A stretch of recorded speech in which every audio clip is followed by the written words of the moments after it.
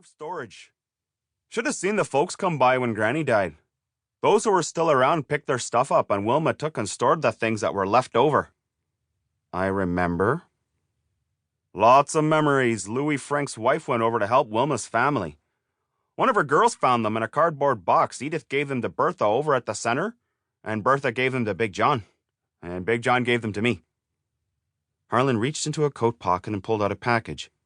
It was a thick rectangle wrapped around with blue velvet and tied with yellow yarn. "Letters," said Harlen. "Hey, from your father." "Dear Rose, I'm gonna stop by and see you and the boys soon. Sorry you had to leave the reserve, but Calgary's a better place for a swell girl like you. Stupid rule anyway. I'd send some money, but I'm short right now. Gotta save up for a new saddle. Man's gotta work, you know. Hey, could you send me a picture of the boys?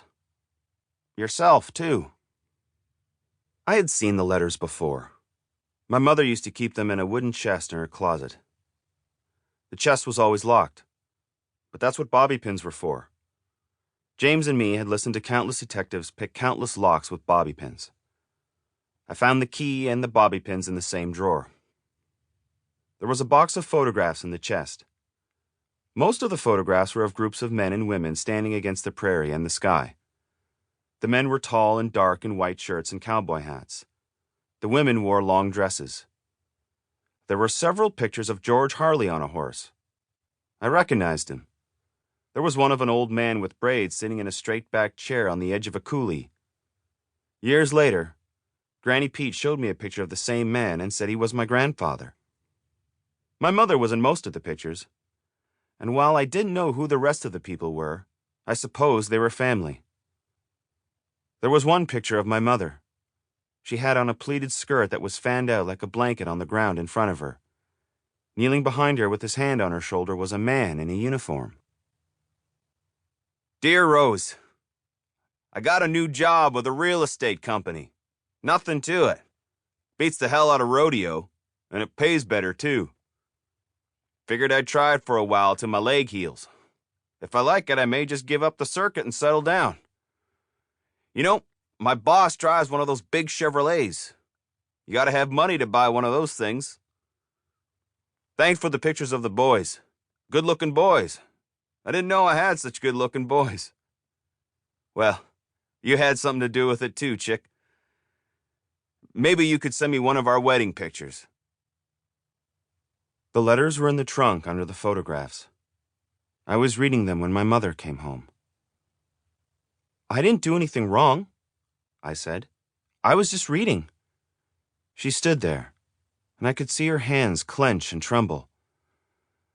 "Those are my letters," she said. "I was just reading." "I don't want you in my things." "They're from my father. The letters."